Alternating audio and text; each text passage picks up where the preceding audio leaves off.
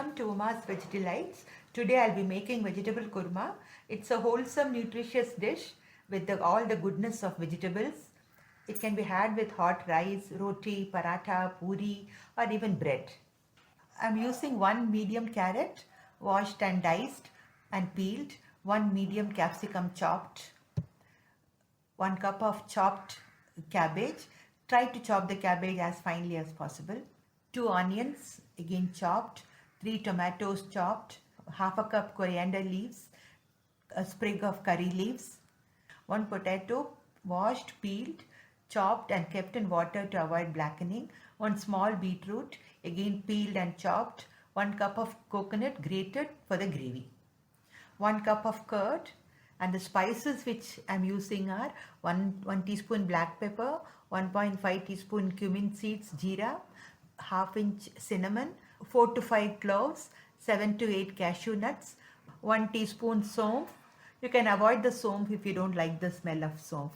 1 or 2 green cardamoms, 5-6 raisins, kishmish, 2-3 red chilies, ½ inch ginger peeled and either chopped finely or grated, 2-3 green chilies according to your taste.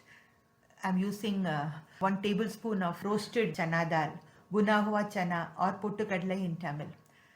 1.5 tablespoon of dhania, 1.5 tablespoons of kaskas seeds, poppy seeds.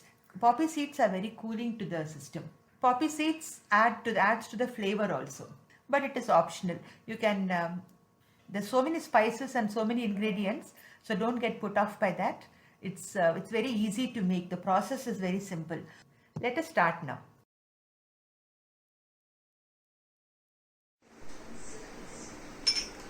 We'll start by grinding the masala for the vegetable kurma which we are going to make. This is coriander seeds. This is kaskas or poppy seeds. Ginger and green chilies. Red chilies. This is roasted chana or pottu kadalai in Tamil and buna hua chana in Hindi. If you don't have this, then you can dry roast a little besan separately and add it to the onion when you saute it. Since I have this, I'm using it. This is to thicken the gravy. Cashew nuts, green cardamoms, cloves or lavang. This is cinnamon stick, jeera or cumin seeds, peppercorn, and a little somph or fennel seeds. We'll be grinding everything together with ½ a cup of water to make a smooth paste. I have ground the spices. Now I'm going to add the coconut to it and grind it once again into a fine paste. This is the ground paste, the coconut and all the spices ground together to a fine paste. I'm doing it directly on the pressure pan so that the vegetables get cooked well and it is faster. You can also do it on a frying pan. It may just take a little more time. Heat the pressure pan or the pressure cooker and add 3 tablespoons of oil. You can do it in ghee also, and you can reduce the oil also if you feel the need for it. The oil is hot now. I'm adding the curry leaves and onions chopped finely.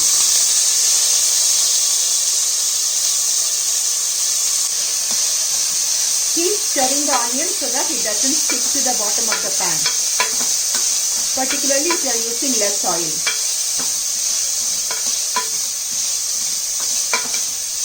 The onion should become slightly golden in color. This will take about 2 to 3 minutes.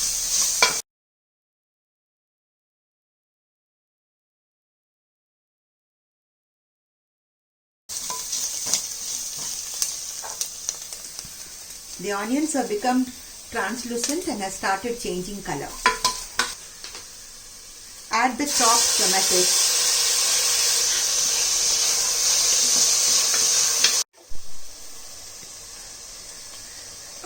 Add the turmeric powder.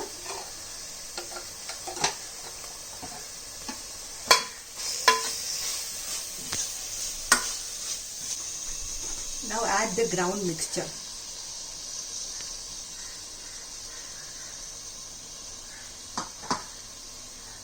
And the curd.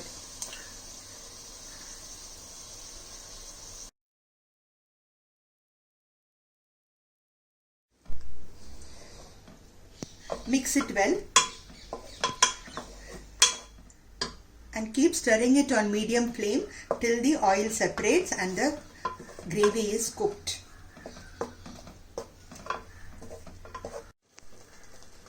The oil has started separating. Now we add the vegetables. I have used beetroot, carrot, capsicum and cabbage. Potatoes. Potatoes I have cut and kept it in water so that it doesn't turn black.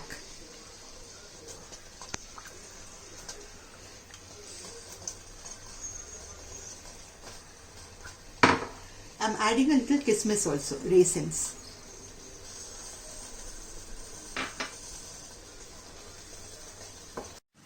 Add 1 teaspoon of salt or according to your taste.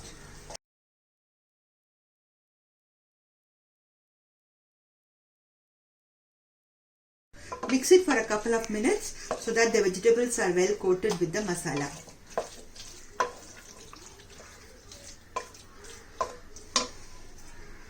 Add 1.5 glasses of water.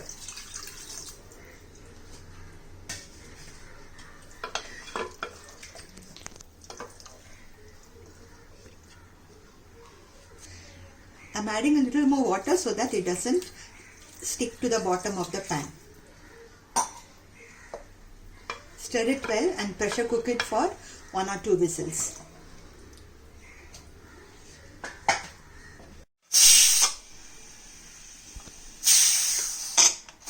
The pressure has released on its own. Open the pressure cooker lid. It's perfectly done. It will thicken slightly after cooling. If you want it more thin, you can add a little more water and give it a boil. And if you want the gravy to be thicker, you can simmer it for 3-4 minutes more and it will become thick.